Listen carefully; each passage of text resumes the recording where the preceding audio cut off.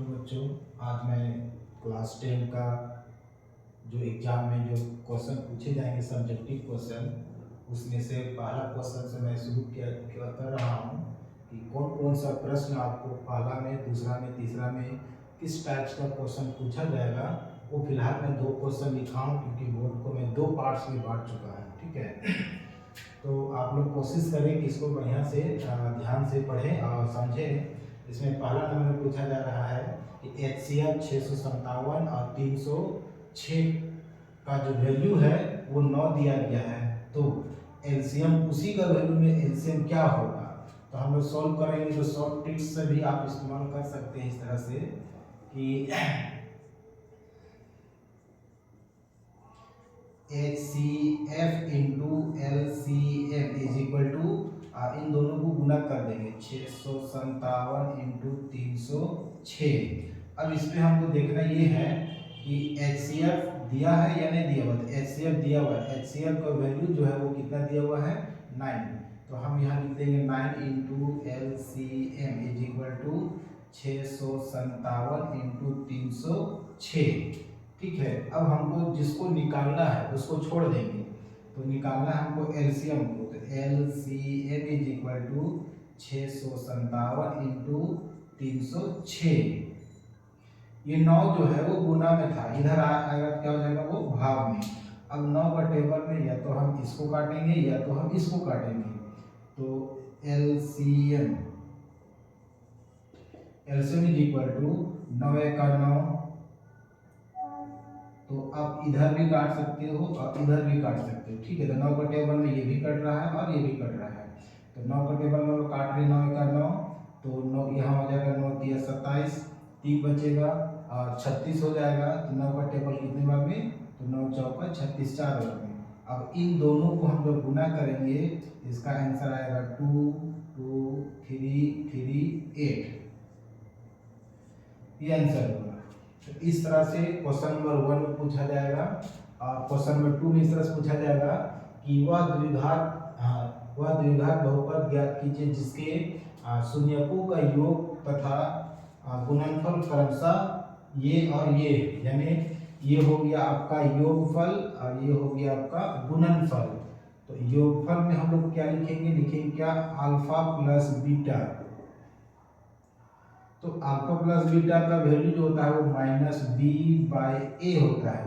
तो इसमें हम लोग देखते क्या है कि वैल्यू क्या दिया गया है 4, तो हम लोग यहाँ लिखेंगे 4, बटे में 1 छिपा रहता है, ये 1 अगर नहीं है तो बटे में 1 छिपा हुआ है। उसके बाद लिखेंगे क्या, अल्फा इंटू बीटा, तो अल्फा इंटू बीटा का वैल्यू होता है c/a इज इक्वल टू 1, यानी 1/1। तो अब इसमें से हम निकालेंगे a इज इक्वल टू, तो a का वैल्यू कितना है कहीं से भी ले सकते हैं, तो 1 हो गया। b का वैल्यू कितना है, तो b का वैल्यू अब यहाँ से लीजिएगा और यहाँ से, तो यहाँ देखिए ये प्लस में है ये माइनस में है, तो प्लस माइनस -4 होगा। ठीक है, उसके बाद c इज इक्वल टू, तो c का वैल्यू 1 है। अब आपसे पूछा है द्विघात बहुपद ज्ञात करें, तो द्विघात बहुपद इज इक्वल टू, तो फॉर्मूला होता है ax का square plus bx plus c। तो a के जगह में आपको क्या मिला 1, तो 1 जो है वो 1 लिखा गया है 1 x का स्क्वायर। ध्यान दीजिएगा आगे में 1 नहीं लिखा जाता है, ठीक है, तो ओनली आपको x का स्क्वायर लिखना है। b में कितना है -4, तो -4 लेंगे और ये वाला x को उतार देंगे। c में कितना है तो 1, तो +1, ये हो गया आपका द्विघात।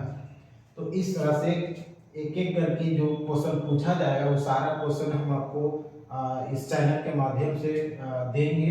कोशिश कीजिएगा कि आप बेहतर ढंग से इसको समझें। जहाँ दिक्कत परेशानी हो वो आप हमको बताइएगा, तो हम इसको आप दोबारा डाल देंगे या दोबारा फिर आपको बता करके इसमें देंगे। ठीक है,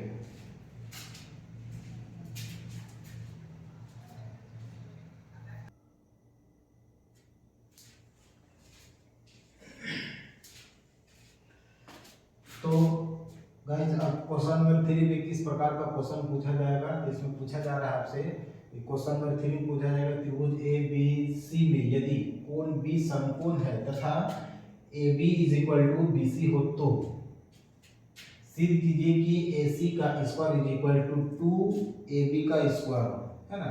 तो सबसे पहले हम लोग को ये ध्यान देना है कि बी क्या है, हमारा समकोण है। तो समकोण होने से पहले हम लोग एक त्रिभुज का निर्माण करेंगे। इस त्रिभुज में हम लोग नामकरण किसी भी प्रकार से कर सकते हैं, बस यहाँ जो है एंगल बी को जो है समकोण के रूप में दर्शाएंगे। तो एंगल बी का मतलब होता है 90 डिग्री।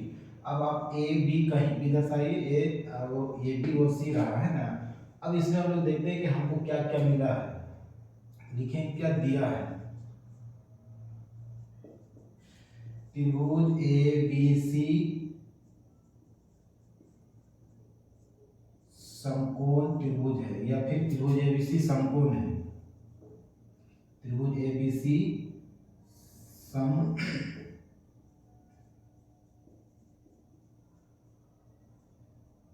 समकोण है तथा समकोण है, या फिर तथा नहीं लिखिएगा तो कोमा देने के बाद आप लिखिए angle B is equal to 90 degree आपको दिया है। तथा इसमें से कहा कि ये भुजा जो है वो इस भुजा के बराबर है।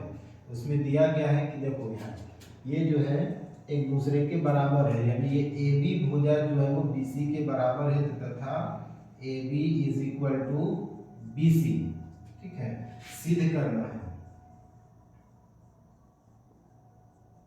सिद्ध करना है।